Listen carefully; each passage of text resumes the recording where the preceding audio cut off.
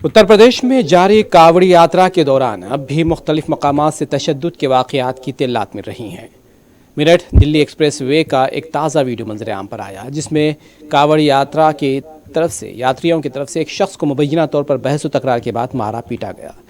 ये भी बताया गया है कि कार को भी नुकसान पहुँचाया गया। पुलिस हालांकि मकाम वाक़े पर पहुँच गई थी और इसकी तहक़ीक़ात भी की जा रही है।